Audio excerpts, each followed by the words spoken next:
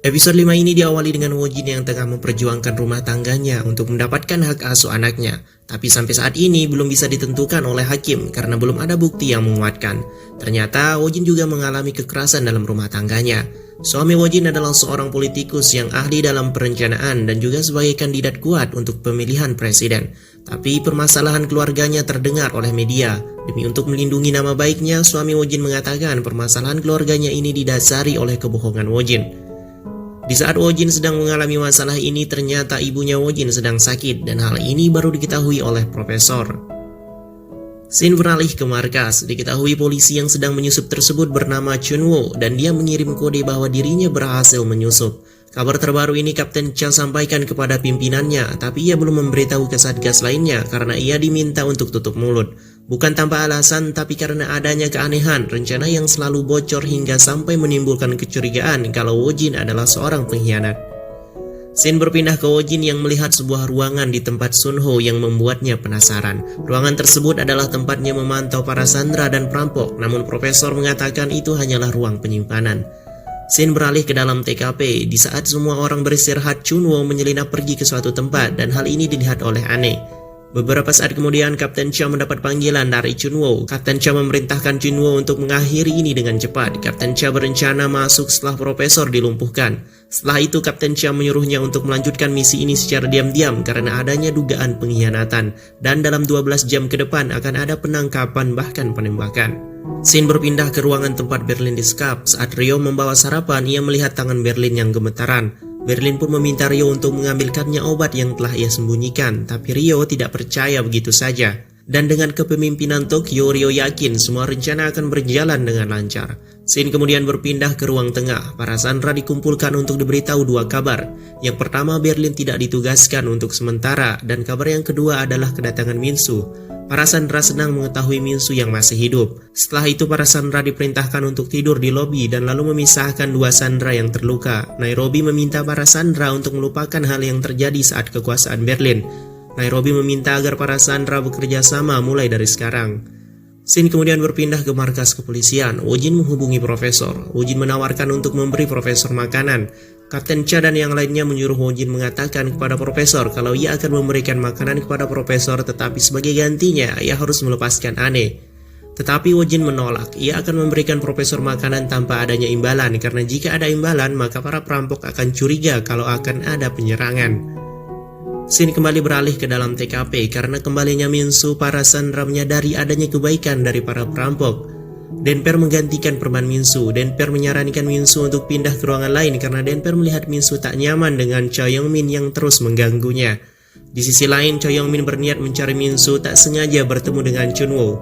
Ia menyadari kalau Chunwoo bukanlah pegawai gedung. Chunwoo kebingungan harus menjawab apa. Tetapi tiba-tiba Ane datang dan mengatakan kalau Chunwoo adalah supir bus. Ternyata Ane menyadari kalau Chunwoo adalah seorang polisi dan dia menawarkan diri untuk membantu rencana kepolisian.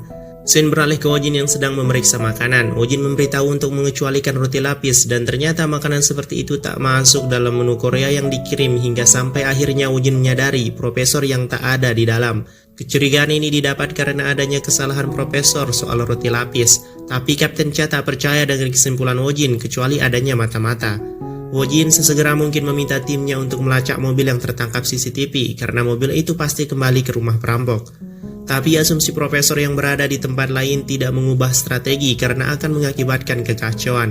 Dan Wojin meminta untuk menugaskan agen selatan fokus melacak mobil. Dan akhirnya mereka melihat tujuannya.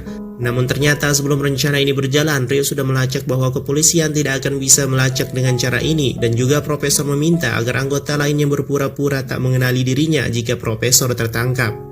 Tapi rencana ini bisa gagal jika kepolisian tahu profesor tidak ada di dalam gedung dan membuat mereka sadar kalau ini bukanlah penyanderaan sederhana. Scene berpindah ke Tokyo dan Moskow yang sedang mengobrol. Tokyo mengetahui Rio sedang melihat dirinya dan dapat diketahui profesor melarang hubungan karena sebuah alasan. Tapi tiba-tiba profesor menghubungi dan membuat Rio panik. Untuk mengetahui keberadaan profesor, Ane membawa Chunwoo untuk menemui Minsu. Tetapi Minsu hanya mendengar saja dan Chunwoo meminta Minsu untuk menceritakannya.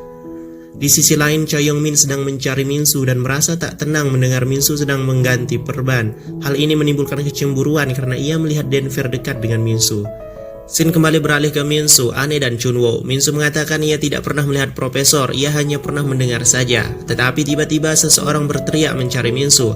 Orang itu adalah Choi Young-min. Teriakan Choi Young-min ini didengar oleh sandera lainnya, hingga sampai akhirnya Choi Young-min ditarik masuk. Di sisi lain, Elsinki menyadari teriakan itu dan menghampirinya. Beberapa saat kemudian, Elsinki masuk memeriksa toilet dan muncul kecurigaan setelah mendengar alasan yang dikatakan Choi Young-min, bahkan semakin membuat Elsinki penasaran. Saat Elsinki akan membuka pintu toilet tempat Chunwo bersembunyi, Also datang dan mengatakan kalau profesor mencarinya. Profesor memanggil Elsinki untuk memastikan kalau mobil itu benar-benar dihancurkan, tapi ternyata Elsinki tidak melihat pasti apakah mobil itu dihancurkan. Dan tujuan profesor ingin memastikan mobil itu adalah karena terdapat sidik jari mereka semua di sana. Di sisi lain, polisi menemukan mobil itu di situs mobil bekas ilegal. Selain itu, lokasinya juga telah diketahui. Dan di sisi lain juga, profesor langsung bergegas menuju ke tempat mobil itu dihancurkan.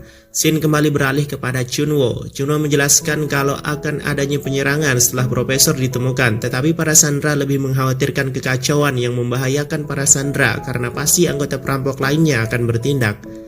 Choi Young-min kemudian memberikan ide untuk menemukan profesor dengan membual anggota yang dianggap dirinya bodoh. Yang dimaksud itu adalah Denver.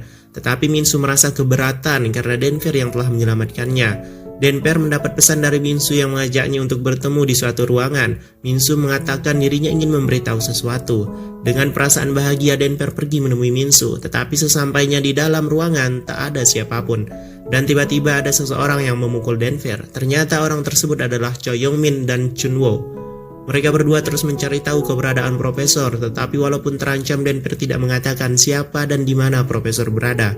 Hingga muncul kecurigaan kalau profesor itu adalah Tokyo. Scene beralih ke profesor yang sedang berusaha lebih dulu sampai ke perusakan mobil daripada polisi. Sedangkan di sisi lain, pihak polisi sudah mendapatkan kabar tentang penemuan profesor. Dan akhirnya Kapten Cha membuat keputusan untuk melakukan penyerangan. Scene kembali beralih ke profesor. Profesor berhasil sampai lebih dulu. Ia menyelinap untuk mengetahui status mobil itu hingga sampai akhirnya ia mengetahui kalau mobil itu ternyata belum dihancurkan.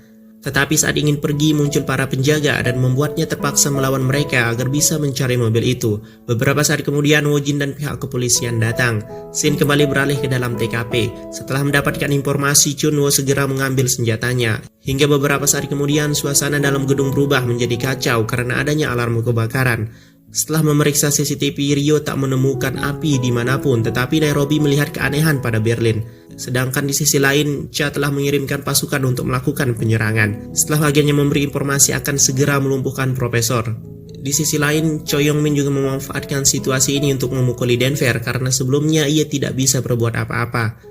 Tetapi Minsu datang dan menghentikannya. Choi Young-min yang cemburu nekat melakukan ini kepada Denver. Sedangkan di sisi lain, profesor sedang berusaha menghilangkan sidik jari yang menempel pada dalam mobil. Scene kembali ke Choi Young-min, Minsu dan Denver. Minsu menodongkan pistol kepada Choi Young-min. Kemudian Denver memanfaatkan situasi ini untuk melumpuhkan Choi Young-min.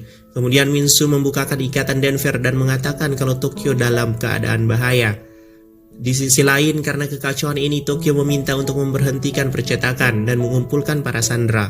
Lalu Tokyo yang ditemani Elsinki memeriksa seluruh keadaan gedung hingga pada akhirnya ia menemukan sandera lainnya. Lalu Tokyo meminta Elsinki untuk membawanya, sedangkan di sisi lain Rio yang berniat menolong mendapat serangan dari Berlin. Tokyo yang sedang memeriksa keadaan seluruh gedung tidak menyadari kalau Chunwo sedang membidiknya. Hingga beberapa saat kemudian setelah datangnya Denver terdengar suara tembakan. Dan Chunwo lalu mengabari kalau profesor tak ada di tempat. Di sisi lain, profesor terpaksa membawa kabur mobil itu. Setelah tembakan dari dalam gedung itu, Kapten Cha tak mendapat jawaban kembali dari Chunwo.